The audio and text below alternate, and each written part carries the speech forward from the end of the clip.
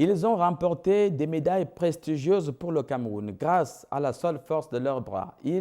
Ce sont 3 monuments de la boxe camerounaise. Il s'agit de Joseph Bessala, médaillé d'argent aux Jeux Olympiques de Mexico au Mexique en 1968, de Martin Donguebanga, médaille de bronze aux Jeux Olympiques de Los Angeles aux États-Unis en 1984 et Jean-Marie Emebe qui a disputé et malheureusement perdu 2 championnats du monde aux États-Unis dans les années 80. Alors, que sont-ils devenus et comment vivent-ils aujourd'hui leur retraite? Pour vous, l'équipe de QSD a mené l'enquête au Cameroun et en France.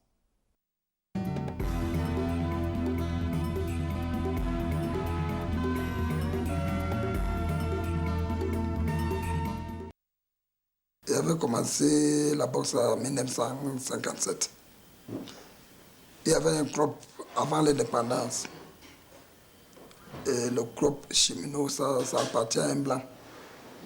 Le blanc, c'était un cheminot. Le club en question, ça s'appelait Rundera. Ça n'existe plus.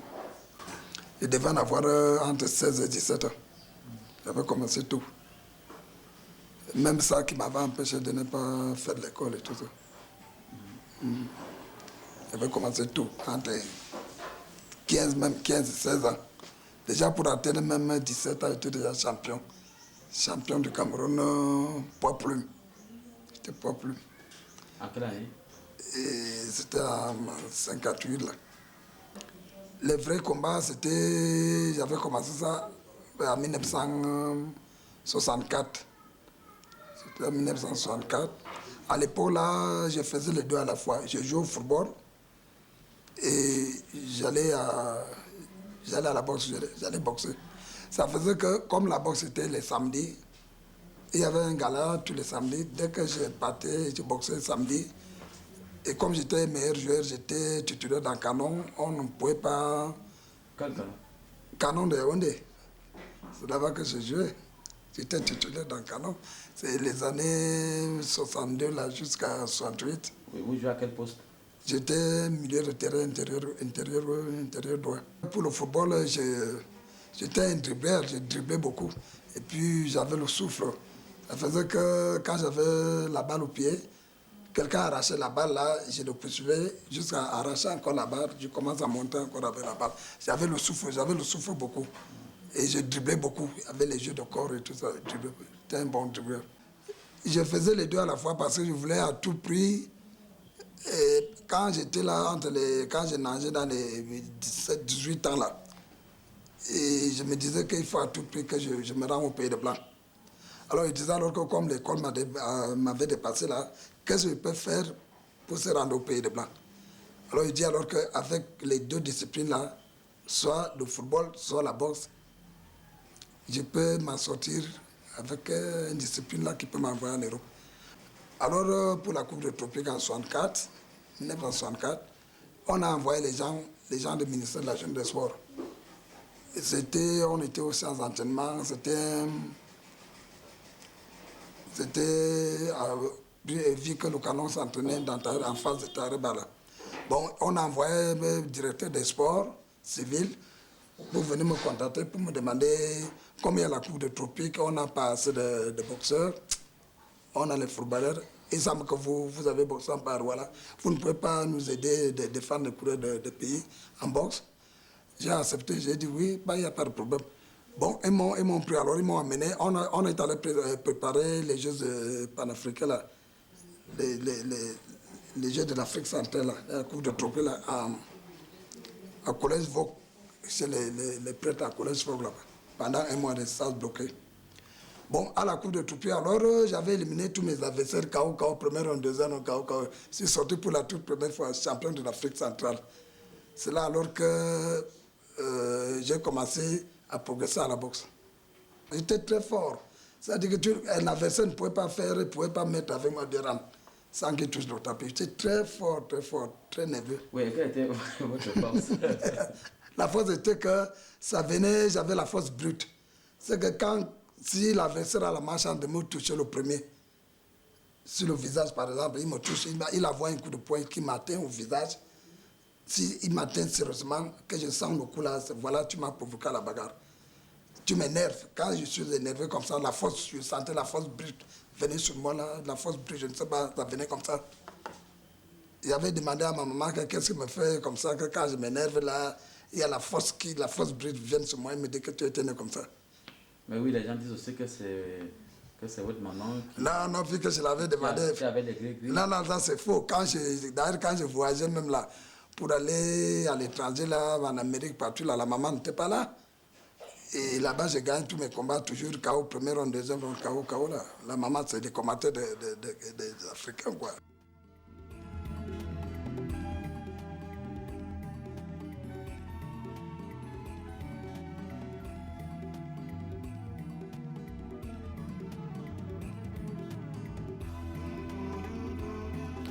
Véritable force de la nature, Joseph Bessalah, qui n'a plus de preuves à faire au double plan national et régional, profite des Jeux Olympiques de Mexico en 1968 pour étaler sa classe et sa puissance.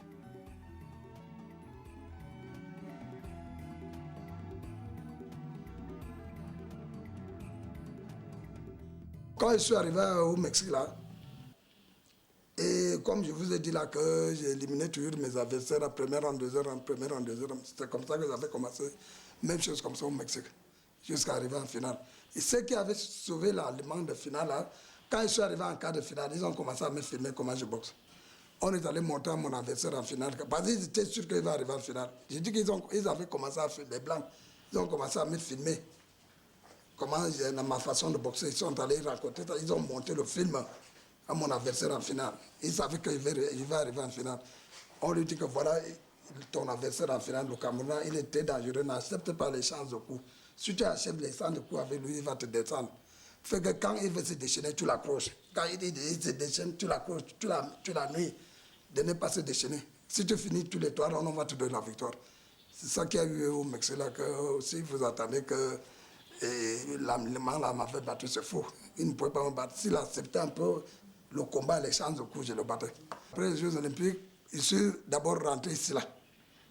Bon, et le peuple voulait me voir à tout prix.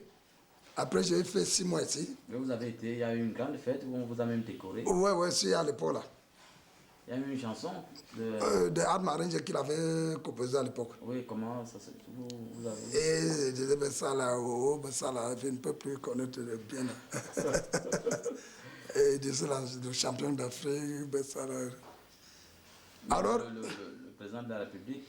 il m'avait décoré à l'époque là. Et puis il semble qu'il m'avait donné, pas qu'il semble, il m'avait donné une maison au cancer de Messala. Il m'avait donné aussi une voiture et que j'ai roulé avec pendant les 6 mois que j'avais fait. Je devais faire 6 mois ici. Et après les 6 mois, l'État a dit que comme j'ai le don pour devenir champion du monde, il faut que si on peut me libérer. Alors l'État m'avait libéré. Je suis allé en France pour devenir champion du monde professionnel. J'avais fait 5 ans là-bas. Et il y a eu un moment là que je n'avais plus d'adversaire pendant 1 an et demi, je n'avais plus d'adversaire parce que à chaque adversaire, chaque premier round, deuxième round, je te tapais, tu étais KO. Donc je n'avais plus d'adversaire, tout le monde avait peur de moi. Alors le peuple a vu à l'époque là que j'avais fait 1 an et demi sans compétition. Ça ne valait plus la peine pour que je continue à rester là-bas. J'étais déjà professionnel, j'étais déjà boxeur professionnel, première série. Ils m'ont dit alors de rentrer. Le peuple camerounais a dit de rentrer ici là. Parce que les Français avaient demandé de boxer à leur compte, j'avais refusé.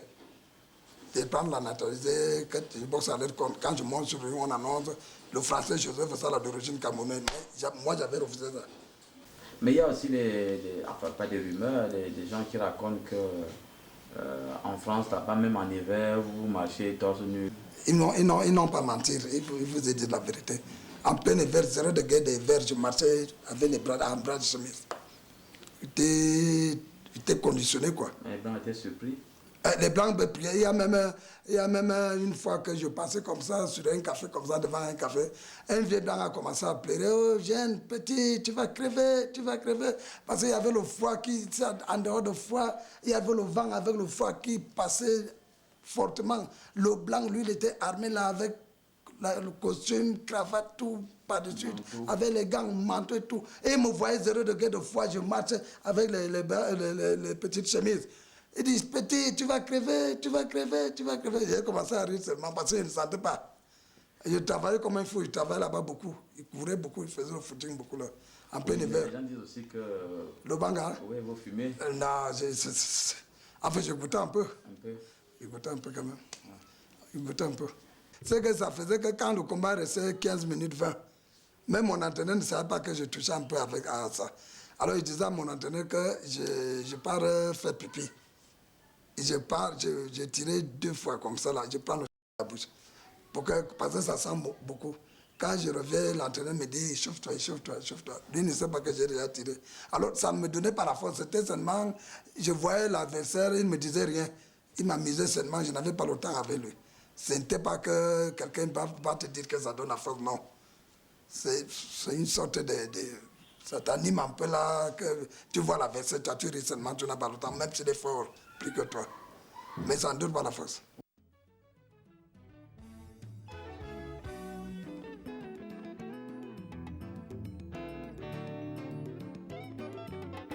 Inactif pendant des années, faute d'adversaires valables en France et en Europe, Joseph Bessala comprend alors qu'il ne sera jamais champion du monde.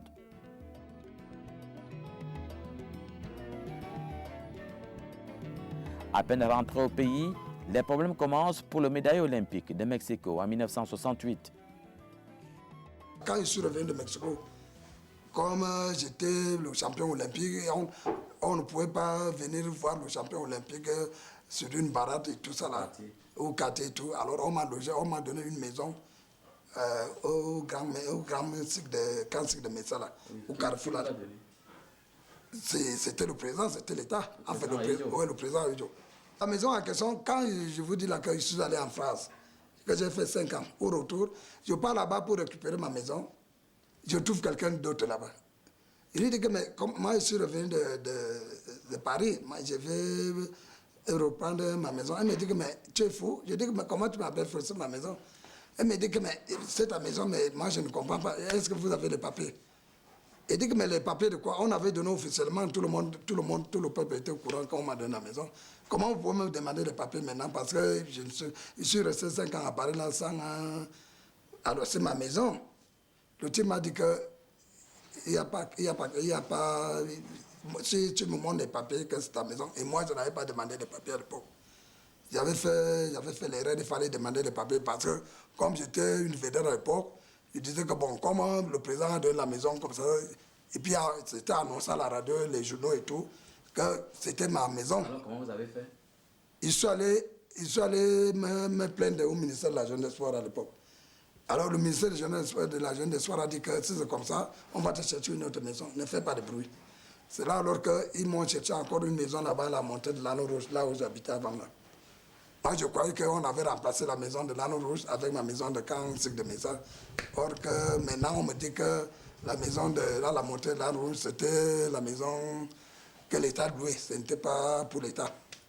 Et quand on a commencé à déloger les gens là, quand ils ont commencé à déloger les fonctionnaires là, et ils m'ont confondu, ils ont venu m'enlever.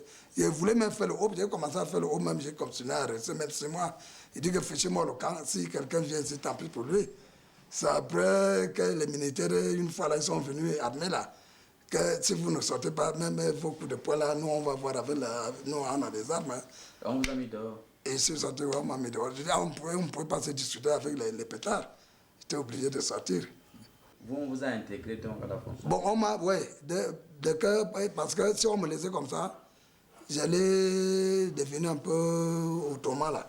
Bon, ils ont vu alors que, si on me donnait même l'argent là, parce qu'il y a le peuple qui a dit que vaut mieux de m'intégrer à la fonction publique que de me donner l'argent là, le tout. Les bordels vont prendre et les amis ils vont faire en sorte que je ne veux plus continuer à défendre les couleurs. Vaut mieux de lui donner 1 franc tous les mois pour qu'il reste... Oui, qu'il ne manque pas quelque chose, même s'il y a des compétitions. Vous êtes en 8e catégorie? Non, c'était en 7e catégorie que j'étais. Et aujourd'hui, vous êtes... Je suis déjà retraité même depuis. Les déboires de Joseph Bessala ne s'arrêtent pas à cette affaire des maisons données puis arrachées.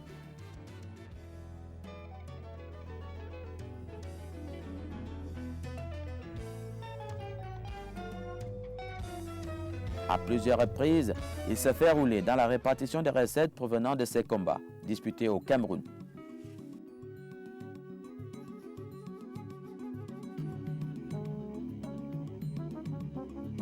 Lorsque je boxais dans mon histoire, ici là au terrain de football, tous les combats organisés, c'était organisé par l'État. C'est le ministère de la Jeunesse et des Sports qui organisait mes combats.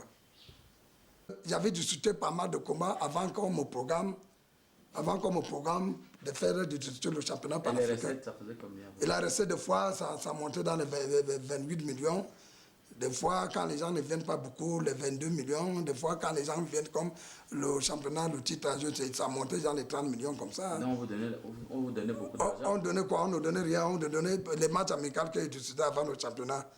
J'avais les 300 000 sur des fois les 18 millions de la recette. On me donnait seulement 300 000. Et 300 000, tu vois, 300 000, bien sûr que c'est l'époque, mais qu'est-ce qu'on pouvait faire avec 300 000 à l'époque? Bon, le titre à jeu, lorsqu'il y avait discuté le titre à jeu, c'est là pour le championnat africain, là, contre le gagné Edibé.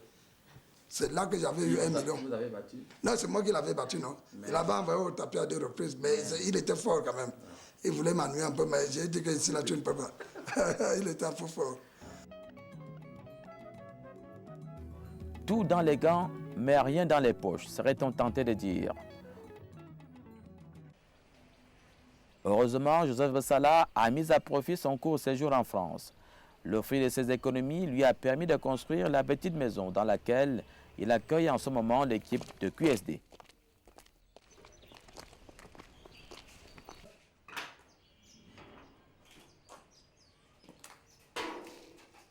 La petite maison que j'avais bricolée longtemps quand je boxais même encore, avec le peu d'argent que j'avais ramené de Paris, là, que j'ai économisé quand je gagnais un combat, là, je mettais à côté. Donc vous avez été intelligent, quoi.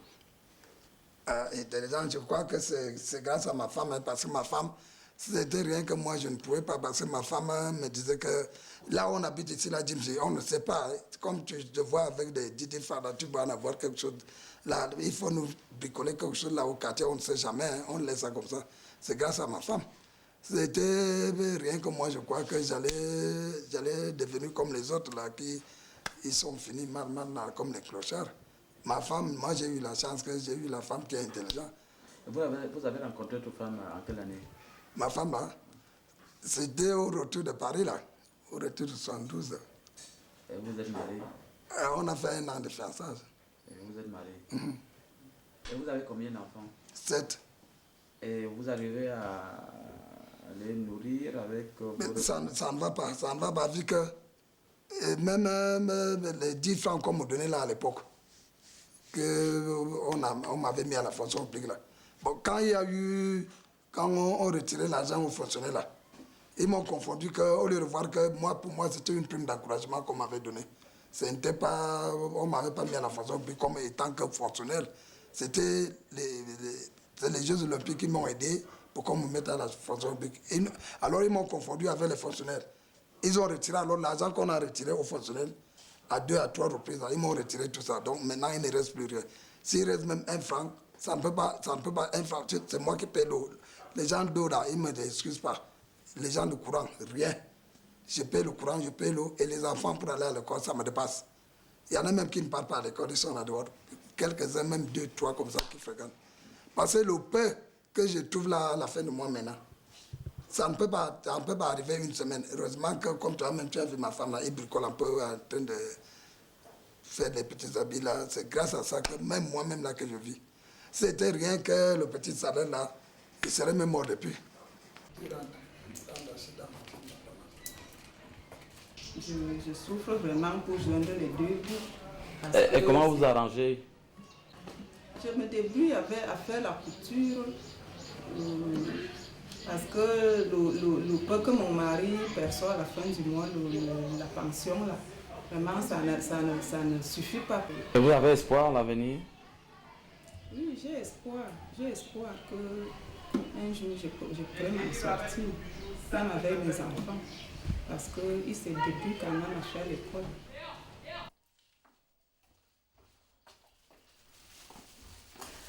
À 60 ans bien sonné, Joseph Bessala, le médaillé d'argent aux Jeux Olympiques de Mexico, est un homme seul. Fini les honneurs des jours de victoire, Disparus aussi les courtisans des jours de gloire. Abandonné et oublié, Joseph Bessala n'a plus autour de lui que sa petite famille et quelques amis comme ici au quartier Vogada à Yaoundé. Quand je n'ai rien à faire à la maison, je quitte là-bas à pied tout doucement. Je me distrais pour arriver, j'arrive jusqu'ici, je trouve mes amis, on cause, les copains on cause. De temps en temps, ça atteint même les 18h. Les 19h comme ça, les 19h30, je commence à rentrer à la maison tout doucement. Le nom de Jim Sidjo là, j'avais eu le nom là quand j'étais à Philadelphie, à l'États-Unis, c'est là, à 100 km de New York. C'est là que j'avais trouvé un boxeur là-bas.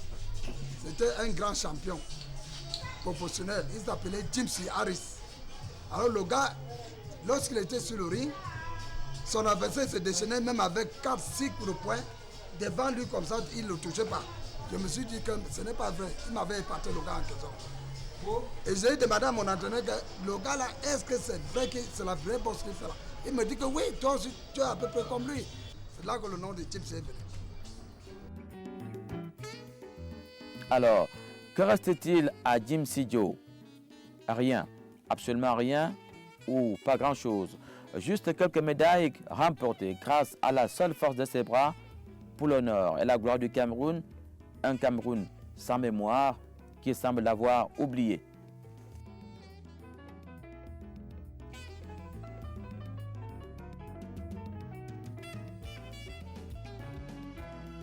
Regarde avec tous les médailles là que j'ai pris les coups sérieusement parce que j'ai rencontré les vrais adversaires.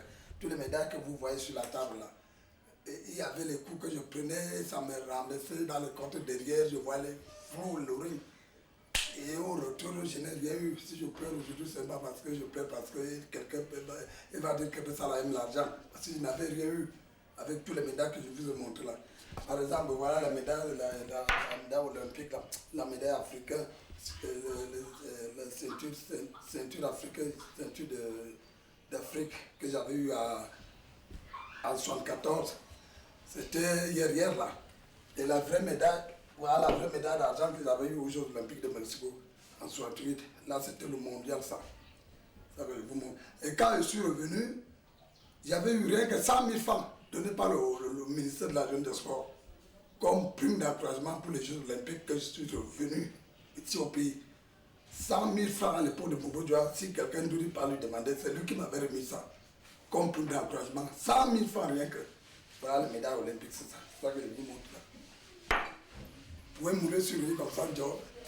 Si je demande maintenant pour m'aider, il ne faut pas que quelqu'un dise qu'est-ce qu'il avait fait. Voilà toutes les médailles là. Vous pouvez mourir sur lui avec un coup de poing là, je tombais, je mourais. N'allez pas même avoir ma femme là encore. Alors Bessala, est-ce que vous avez un appel à lancer par rapport à tout ce que vous avez dit? L'appel que je peux lancer là, c'est que comme je suis là, si vraiment monsieur le président de la République, il peut avoir pitié de moi que j'ai défendu les coureurs depuis fort longtemps et que maintenant je suis déjà vieux, je suis déjà fatigué. On vous a donné une maison qu'on a arrachée. On a donné une maison qu'on a arrachée, on a donné la voiture, la Volkswagen à l'époque, on a arraché. Et vraiment, et moi-même l'argent pour nourrir ma famille, les 7 enfants, y compris ma femme. Et moi-même, souvent, je tombe malade parce que les boxeurs comme moi, comme ça, avec l'âge, quand il commence à avoir un peu l'âge commence à monter, il est toujours malade, avec les coups de poing qu'il avait pris, tout ça. Il n'est pas comme quelqu'un qui n'a jamais pris de coups. Alors, je vais demander cet appel-là que si le président peut avoir pitié de moi. Il me bombarde pour même une maison, une autre maison. Je l'en prie seulement, je ne force pas parce que j'étais un boxeur, non. C'est une question que j'ai pris seulement. S'il peut avoir pitié de moi avec tous les médailles que je vous ai ramenés et l'argent même que j'ai versé à la caisse de l'État, parce que quand je boxais là, c'était organisé par l'État. Alors, s'il peut me lancer même une maison, s'il peut me lancer même une petite voiture, même avec l'argent pour nourrir mes enfants pour aller à l'école.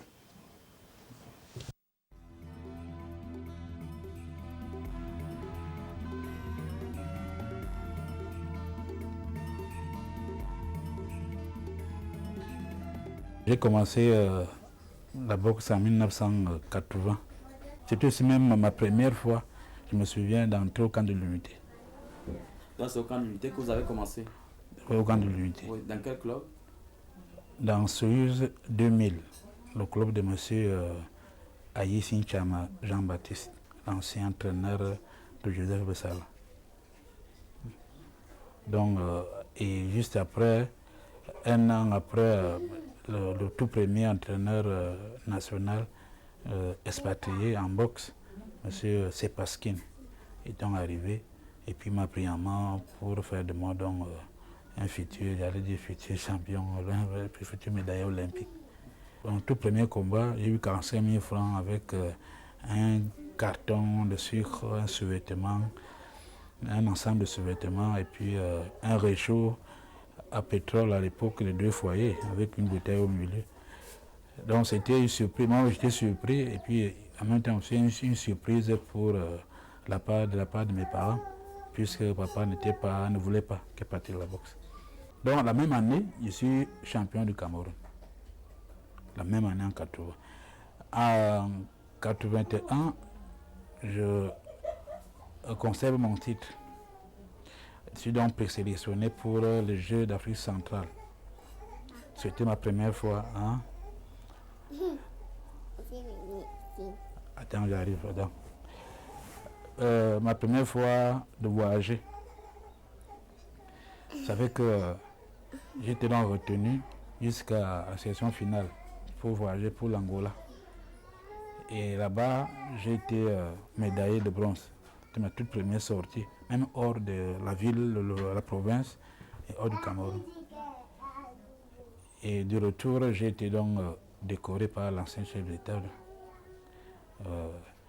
Et puis aussi décoré aussi, en tout cas avec une prime des Jeux d'arbitre, comme j'étais le plus jeune sportif des Jeux d'Afrique centrale. Les Jeux d'Afrique centrale de l'Angola en 81. En 84, je suis vice-champion du Cameroun. Et alors pendant la présélection, parce qu'on regroupe, à l'époque, c'était pas comme maintenant, on regroupait les vice-champions et les champions. Des fois, les meilleurs demi-finalistes. Donc c'est à ce moment-là qu'il faut que le champion se confirme pour aller défendre les couleurs de notre pays. Donc pendant la préparation, j'ai donné le pion au champion du Cameroun. À l'époque, c'était père son âme, Jean Béric Jean-Paul.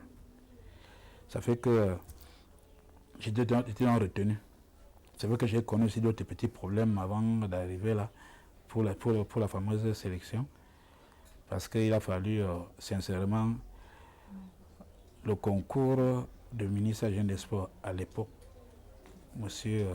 Ibrahim Mopunjoya, qui suivait la bourse de près et qui a donc constaté que je me défendais mieux.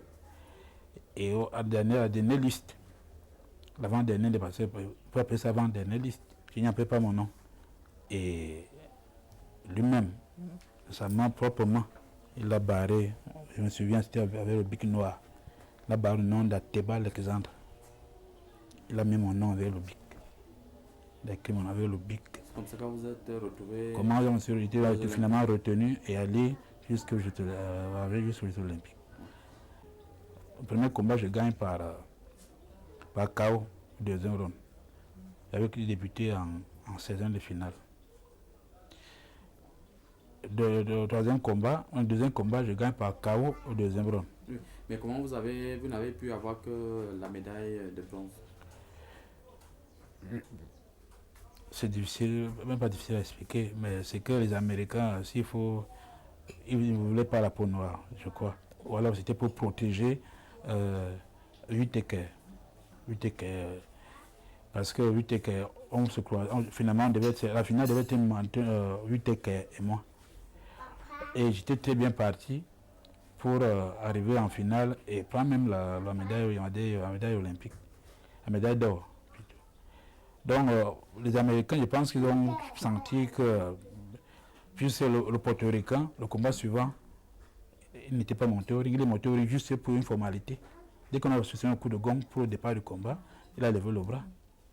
Donc je juge que c'était un peu, peut-être c'était la peau noire qui m'avait trahi. la peau noire qui vit en Afrique. Quand je suis rentré, on m'avait logé à l'hôtel pendant pratiquement, je crois, 3 mois. Vous avez été reçu? J'ai été reçu donc après par le chef de l'État, décoré chevalier de l'ordre de la valeur.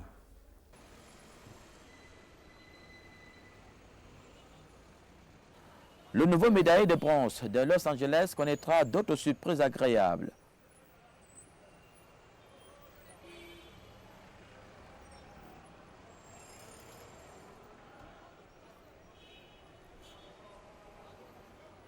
Chômeur de son état, Martin Donguebanga va enfin trouver un emploi.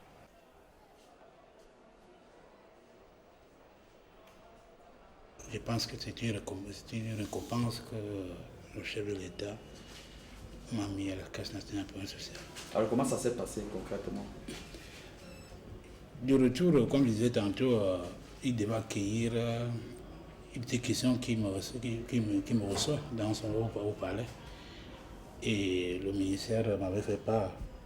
Voilà, j'ai été reçu, il m'a décoré, il m'a donné l'insigne de l'ordre de chevalier de la valeur.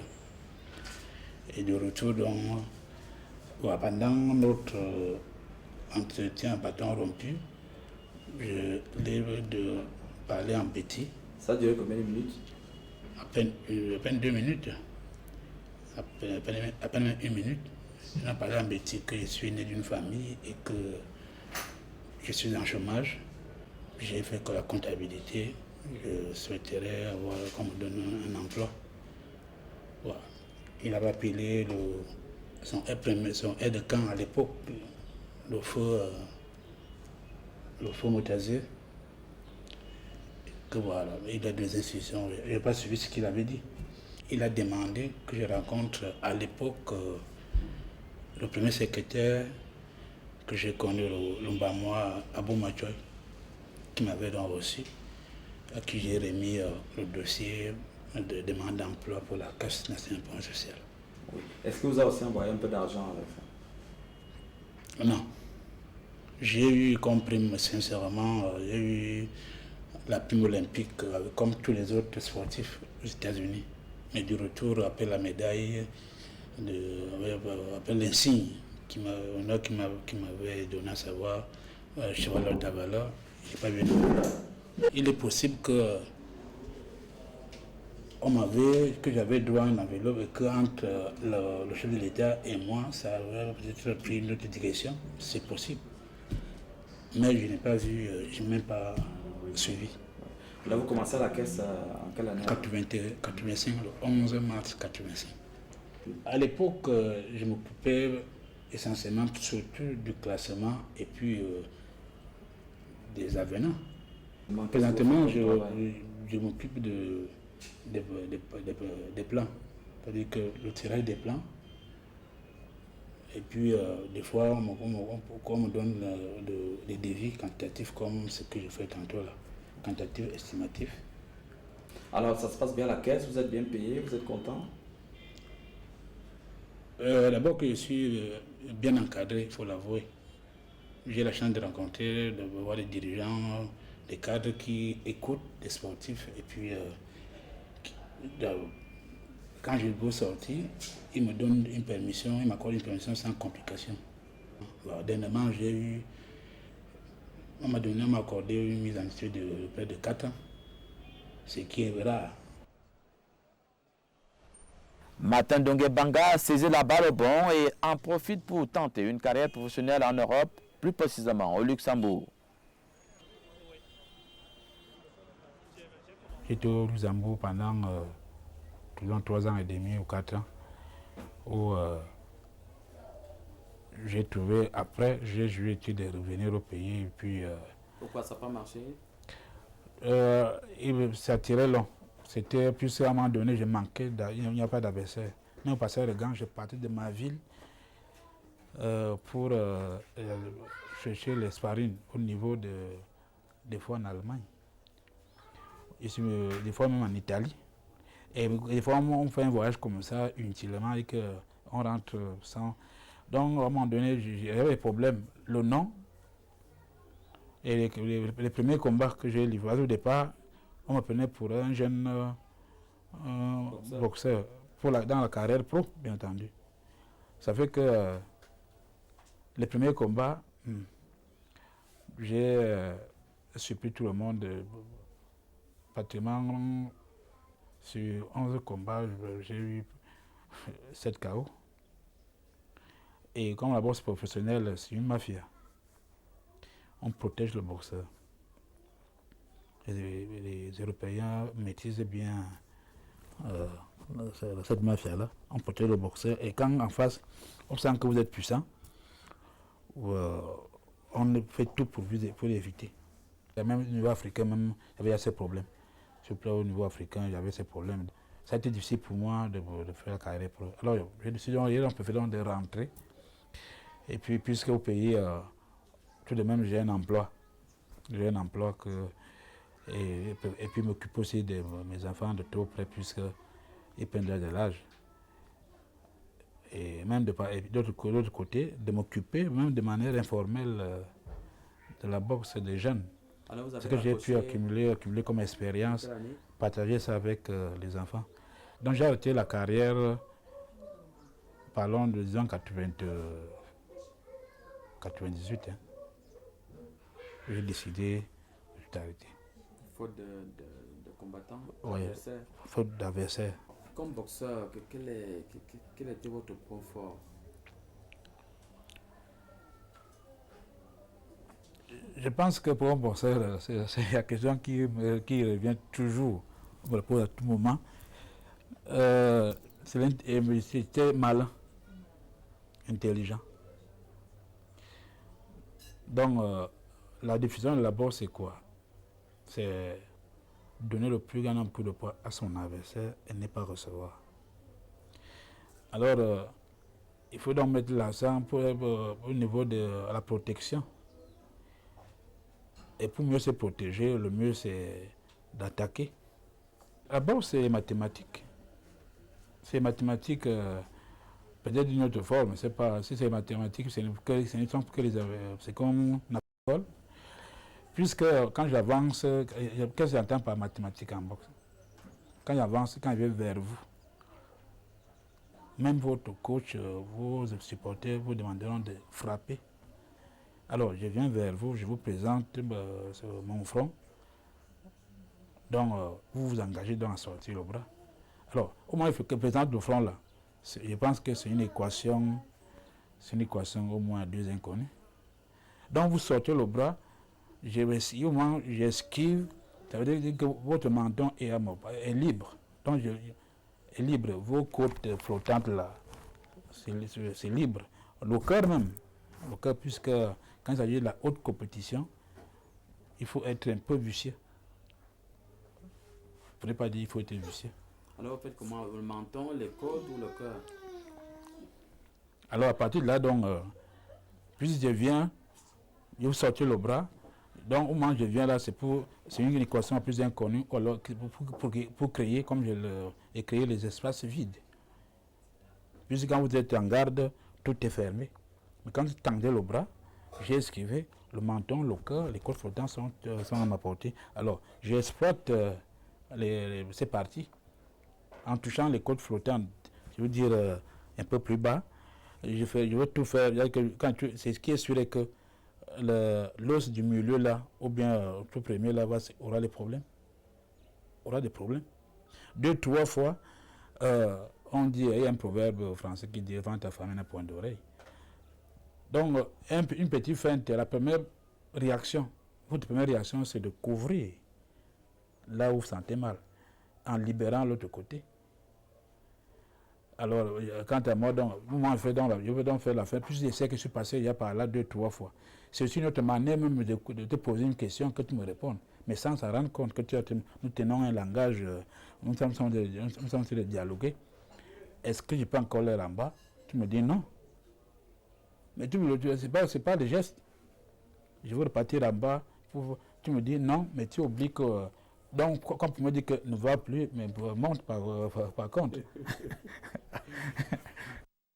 Grand spécialiste de la boxe, Martin Dongué-Banga, médaille de bronze aux Jeux Olympiques de Los Angeles aux États-Unis en 1984, décide de mettre son expérience au service des jeunes et crée un club au quartier Essos à Yaoundé.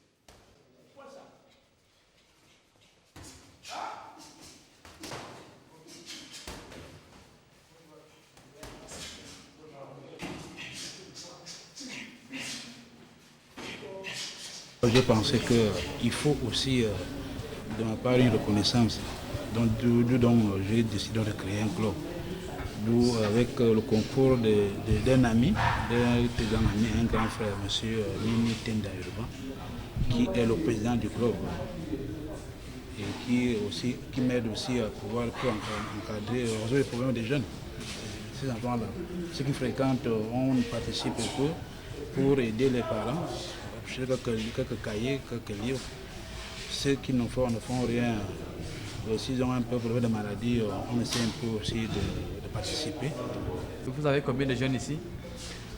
Les plus jeunes, j'ai 6. Les autres, ils sont 8.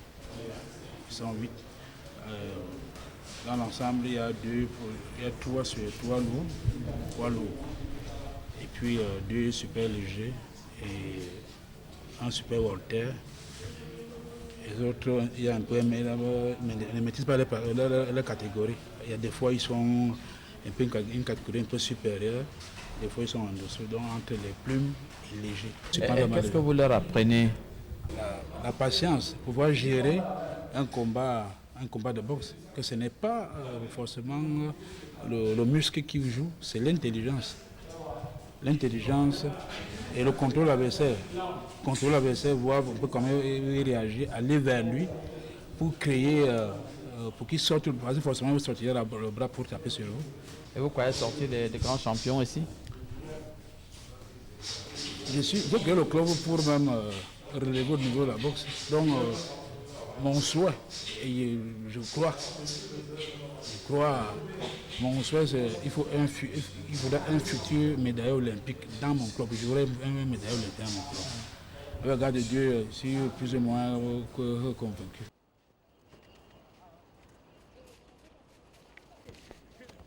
Bon boxeur, Martin Dongué-Banga a également été un bon footballeur. Junior dans le Lion Cosmos de Yaoundé dans les années 80, l'ancien boxeur professionnel revient souvent ici, au stade annexe de l'Omnisport, pour se réconcilier avec la discipline sportive de son enfance.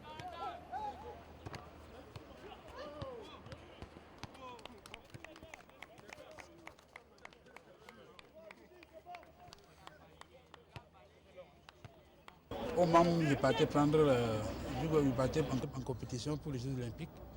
Pour les Jeux Olympiques, les gens étaient surpris du retour avec la première médaille du renouveau. La première médaille olympique, bien entendu, du renouveau. Donc j'ai joué au milieu en 8, donc au milieu offensif. Voilà, je n'ai pas arrêté, voilà. C'est vrai qu'après, quand je me suis engagé totalement après la première médaille, ma médaille olympique, et là j'étais donc concentré totalement à la boxe. Mon point fort c'était quoi? D'abord les poumons. Je veux dire beaucoup de souffle, beaucoup d'endurance. Et puis aussi un bon coup d'œil. Et les dimanches, je prenais un peu de temps avec les amis. Et puis transférer un peu, changer un peu les choses, c'est-à-dire que sortir un peu de la boxe pour jouer au ballon. Ça me permet de garder l'équilibre physique au lieu que la poitrine prenne du volume. Ça fait que les jambes aussi essaient un peu de bouger, tant que tel.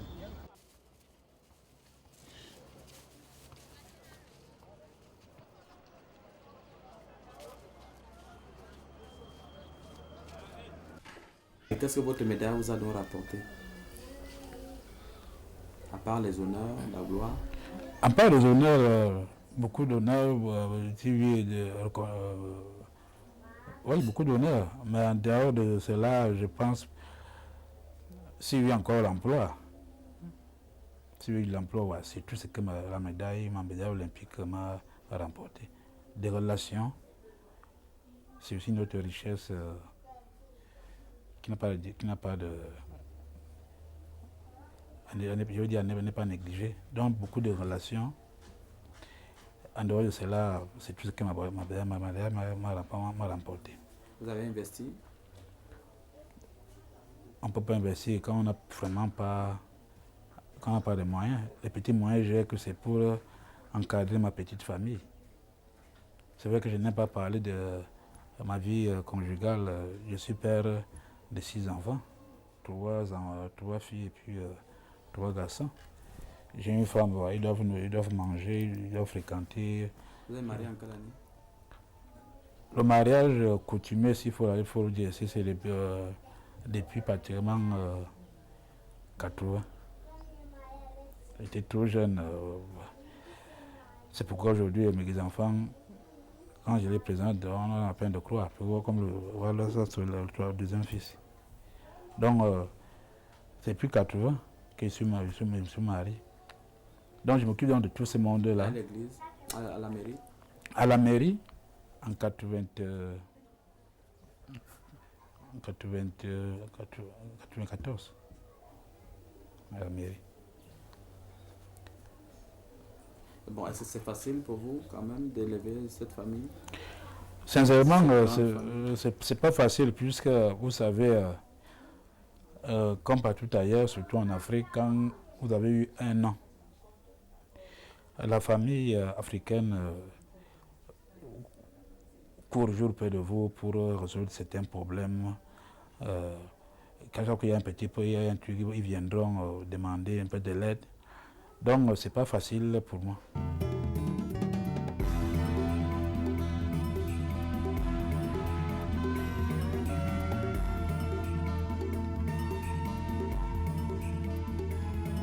J'ai commencé la boxe en 1973, après les Jeux Olympiques de Munich, justement. J'ai commencé en 1973, j'entendais à la radio Bessala, compagnie, il m'a stimulé comme tout enfant peut être stimulé par le sport, en général par des vedettes comme Pelé, Millard, peu importe. Alors moi j'ai commencé par là en 1973, et après j'ai fait le championnat d'Afrique au Gabon en 1974. J'ai été champion d'Afrique amateur. Après, j'ai fait le championnat d'Afrique aussi à Kampala. J'ai été champion, j'ai ramené la médaille de bronze à Kampala. Après Kampala, j'ai fait les Jeux Olympiques à Montréal. Malheureusement, il y avait le boycott de nos compatriotes sud-africains. On n'a pas pu assister, l'Afrique à boycotter, on est revenu. Après 1976, je suis passé professionnel. De 1976, bon, je suis resté au Cameroun. Effectivement, j'ai boxé un peu partout à Lagos, au Sénégal, d'ailleurs, où j'ai été champion d'Afrique avec Richard Ofosu Scorpion. Et j'ai boxé Billy Savage à Nigeria. Après, je suis passé pro. Enfin, je suis passé pro. Après combien d'années? Vous avez été champion d'Afrique pendant combien de temps? Je suis resté champion d'Afrique.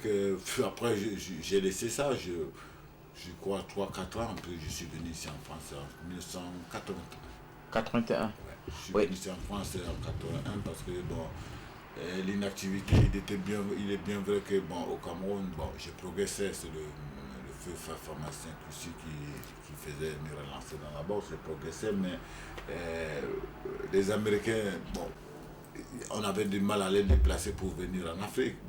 Rester chez moi, je me suis dit, il fallait que je tente ma chance en Europe, quoi.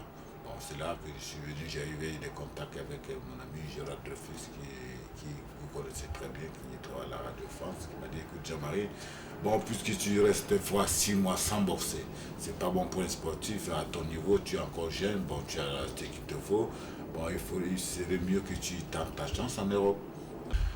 Mon premier combat d'ailleurs, je l'ai sur ma tête jusqu'aujourd'hui, c'était contre un Turc, Agalem Idrim. C'est le jour qu'à carrière, c'est lui qui organise là maintenant, ici en France, le grand promoteur maintenant. C'est le jour que lui, son frère, devenait champion d'Europe. Alors j'ai fait le meilleur combat de la soirée. Lui, il était champion d'Europe, mais c'est moi qui étais à la vedette. Alors c'est là que le public français m'a dit, où était cette bête? C'est là que le public français m'a accueilli. Après ce combat, j'ai reboxé un Américain qui m'a été envoyé par Donking, un gars qui est classé dans les 3 meilleurs mondiaux, qui s'appelait Mel Dennis. Un très bon boxeur. Bon, je ne sais pas si c'était pour me tester, aucune idée. Et ce gars, je l'ai allongé au KO 3e reprise. Et alors là, Donking n'en revenait pas. Il a dit que quoi? Il m'a battu mon gars, que moi je comptais que je le lance champion du monde. Il m'a battu celui-là. Bon, mais tiens, tu veux le faire venir. Alors il a pris contact avec moi, il m'a envoyé un Belge qui travaillait avec lui, il s'appelait Georges Cantet, c'est lui qui s'occupait des boxeurs. C'est-à-dire que quand les Français ont besoin d'un boxeur en Amérique, comme il parle anglais, bon, c'est lui qui négocie, intermédiaire quoi. Il m'a envoyé ce Belge là, il a dit, bah écoute, donc il a envie de te voir, que tu viens le voir, et il s'intéresse à toi, accompagné. Il dit, bon, moi et Gérard, dans le temps, on est toujours amis, on travaille ensemble, on a dit, bon, on veut savoir quelles sont les modalités, quelles sont les conditions qu'il faut faire partir là-bas.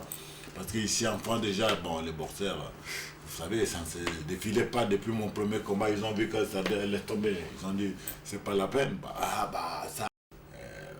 Ça se défilait pas beaucoup. Bon, alors j'ai vu que bon, je faisais la même chose comme au Cameroun. J'ai dit, bon, si c'était comme ça, tant qu'à faire, je rentre chez moi. Parce que, à quoi ça sert, je suis là, bon, je suis toujours au chômage, j'ai rangé mes gants au placard. Pas d'adversaire, pas de combat. Rien du tout, je m'entraîne dans la salle. Tu peux t'entraîner, mais si tu n'as pas de combat, le public ne viendra pas me voir dans la salle des boxeurs. Et avec Donking?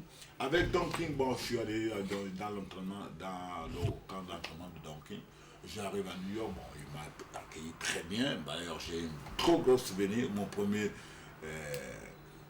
plus grand beau souvenir, c'était un rêve, bon, de voir Mohamed aller en face.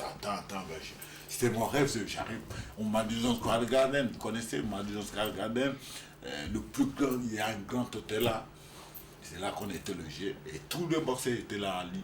Alors le soir, quand je sors, je vois, on me présente, j'avais mon boubou africain, on me prend sur le ring, j'ai fait MB, donc avec Donking, tout ça. C'est là que j'ai eu l'occasion de rencontrer Mohamed, aller face à face comme ça, discuter avec lui. Et c'était, pour moi, qu'est-ce que je veux dire, c'est, je planais dans l'air, quoi. Ça m'avait fait beaucoup plaisir parce que... Alors, combien de combats aux États-Unis? J'en ai fait, je crois, 9-11 combats aux États-Unis. Bon, ben, j'ai eu quand même des défaites au championnat du monde. D'ailleurs, je l'ai dit ça dedans. Je boxais Maurice Sutherland, vice-champion du monde. Je boxais Marvin Johnson, d'ailleurs, que vous connaissez, Virgin Hill. Malheureusement, que je n'ai pas eu toujours des chances, comme on dit. J'ai perdu ces deux championnats et puis malheureusement pour moi, bon, ben, je dis... Pourquoi? Parce que vous n'étiez pas fort ou alors? Non, pas parce que je n'étais pas fort, mais il y a beaucoup de choses que, bon, il y a certains trucs que, bon, peut-être que je n'ose pas dire. C'est que, bon, je ne voulais pas trop rentrer dans le circuit, c'est-à-dire dans le système, me demander beaucoup de trucs, ben, je n'étais pas d'accord. Vous savez, j'aime bien travailler, c'est-à-dire, vous savez, j'aime bien travailler pour gagner de l'argent honnêtement et bien que je mérite. Quand je travaille, j'aime bien qu'on me paye. Mais je ne vais pas être que je prends des coups de poing, on encaisse. Moi, je n'aime pas ça. Je veux bien travailler avec vous, vous me payez, vous recevez votre part, c'est bon. Si c'est que c'est moi qui prends les coups de poing, vous encaissez, moi, je n'ai pas voulu marcher dans ces combines. Alors, c'est ce qui s'est passé avec Donking? Avec Donking, effectivement, bon, enfin, Donking, il a sa méthode à travailler spéciale. Donking dit, écoute, moi, tu me signes le contrat, tu es champion du monde. You signed the motherfucking contract, you're a champ. D'accord, je vais être champion du monde, mais les poches vides. Bon, c'est marrant, bon, les conditions sur lesquelles on devait travailler. Avec Donking, je n'acceptais pas. Pourquoi? Parce que son fils voulait prendre 30% de ma bourse. En plus, non seulement 30% de la bourse, j'ai des frais d'entraînement qui sont réduits. Bon, admettons, je vous donne grosso modo, aujourd'hui, je ne sais pas combien ça vaut. La bourse a payé dans le moment, c'est qu'on dit. Par exemple, vous avez 10 000 dollars. Sur 10 000 $, on vous enlève 30%, les frais d'entraînement, il vous reste par exemple 3 000 $. Est-ce que ça serait normal ou 2 000 $? C'est pas bon. Alors, s'il suffirait d'être champion du monde, on te dit tu es champion du monde, mais l'argent, ce n'est pas toi qui l'as. Ah ben, moi, je dis, bon, je n'ai pas cédé. Il y a beaucoup de choses que je n'ose pas dire à la télé, mais je n'ai pas cédé sur ces combines, quoi. C'est pour ça, c'est ma grande gueule aussi, parce que c'est qu'on dit, quoi. Oui, et en France, pourquoi ça n'a pas marché en France? En France, ça n'a pas marché, c'est clair et net, parce qu'il y a un certain monsieur ici qui veut que je lui paye un pourcentage et que je n'accepte pas. C'est un vrai champion, Jean-Marie. Au Cameroun, son pays d'origine, il remportait titre sur titre. Mais depuis décembre 83, date à laquelle il est devenu français et où il doit combattre dans la catégorie des poids mi-lourds, les choses se sont gâtées. Notre boxeur s'étiole, il a rangé ses gants au placard, personne en France ne veut le rencontrer. Son manager a beau s'activer, il ne lui trouve aucun adversaire. Pourquoi cette désertion? Eh bien parce que Jean-Marie Emebe est trop fort.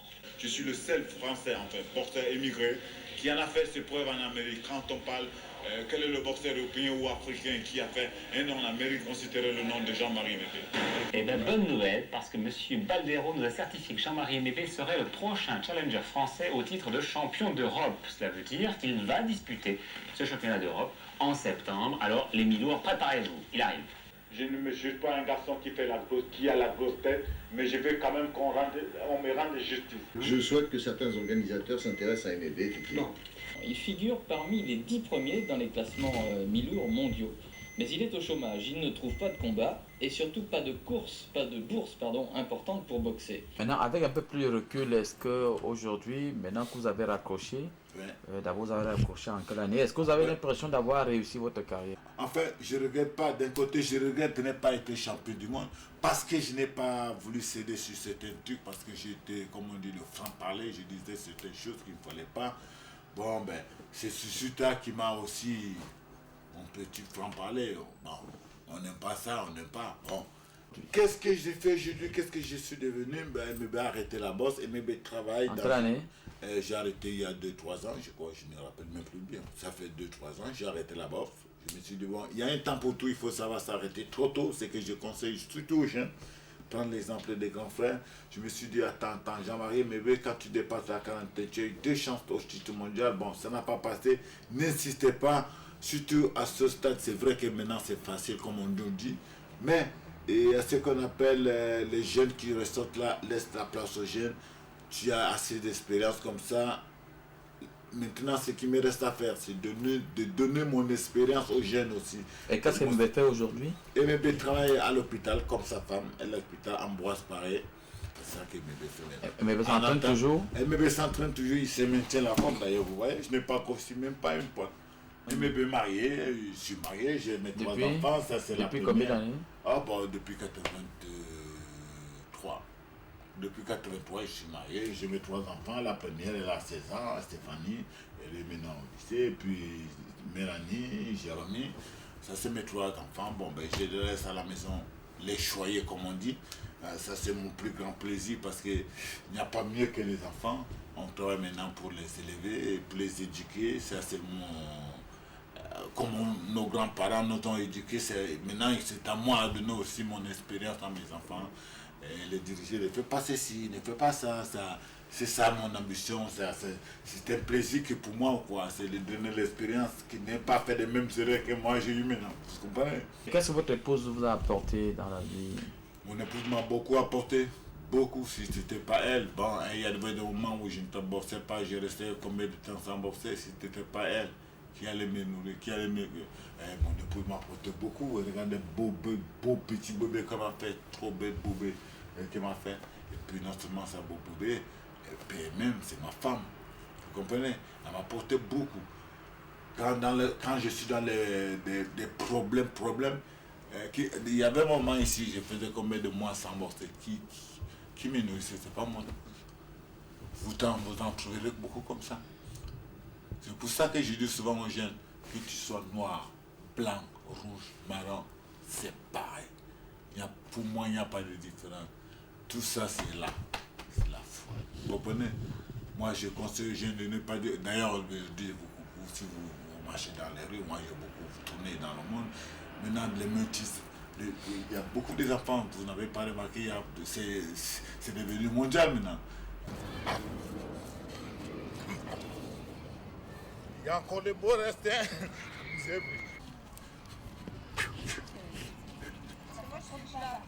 Et quel était votre point fort en boxe? Mon point fort en boxe? Oh, disons que j'étais Je n'étais pas vraiment pointeur, comme on disait, mais je me déplaçais beaucoup, j'aimais beaucoup danser, faire plaisir au public parce que c'est le public qui paye l'argent pour nous voir, il faut leur rendre ce plaisir. Et mon point fort, c'est le style. Le style. Pas de crochet, pas d'allonge, pas de... Les allonges, le jab. Ça, j'aimais bien ça parce que le boxeur c'était dans les jambes, mais le coup de poing, ça commence par les jambes, ça ne commence pas par les bras. C'est là. Donc vous savez très bien, le boxeur, ça commence là, le coup de poing. Donc c'est la base d'abord, c'est l'éducation dans la boxe, il faut savoir placer ses jambes, c'est le plus important. D'abord le placement des jambes, c'est très important parce que si tu me fais tuer comme ça, tu ne peux pas boxer comme ça. Il faut être bien en position. C'est le point de départ. Après tout ça, ça vient bien après la coordination. C'est ça qu'il faut que j'ai envie. Ça c'est mon rêve. Mon rêve de donner aux jeunes, de les aider, c'est-à-dire à s'orienter dans ces conditions, quoi. Parce que moi j'en ai appris, je sais comment éviter les coups. Enfin, comme on dit, si je le veux, bon, ça c'est mon ambition de donner mon expérience de jeune.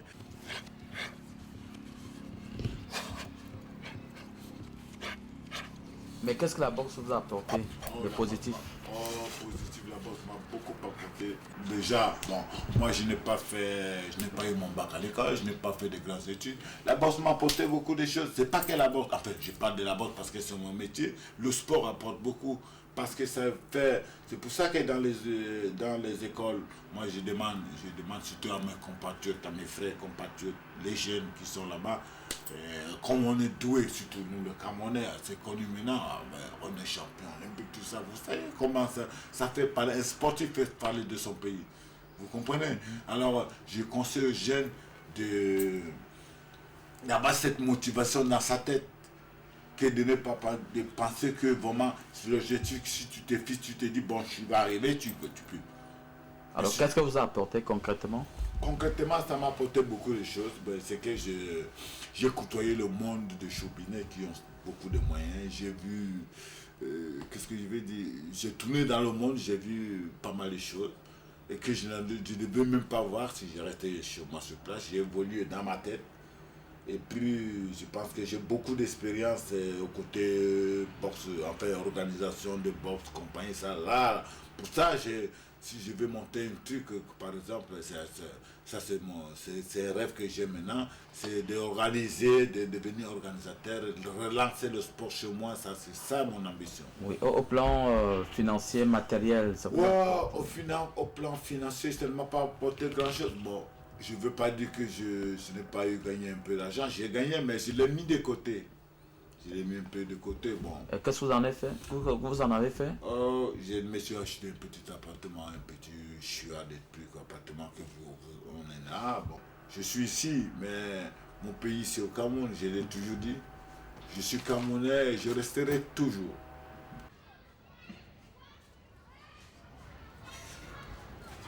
C'est ici, à Épinay-sur-Seine, dans la région parisienne, que prend fin un QSD d'aujourd'hui. Un QSD qui était consacré à Martin Dongué-Banga, Joseph Bessala et Jean-Marie Emebe. Bonsoir.